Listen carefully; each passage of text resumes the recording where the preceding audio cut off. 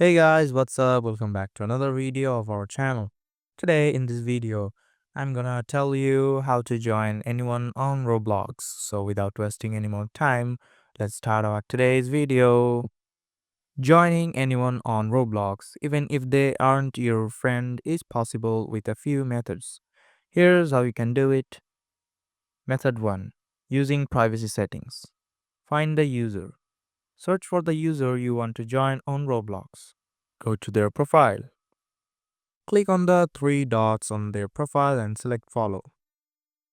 If the user has set their privacy settings to allow all followers to join the games, you can click the join game button on their profile.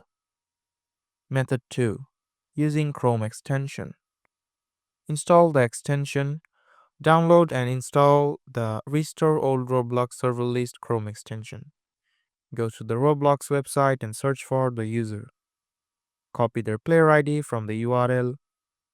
Open the extension and paste the player ID. Check the user's badges to guess the game they are playing. Select the game and join the server they are in.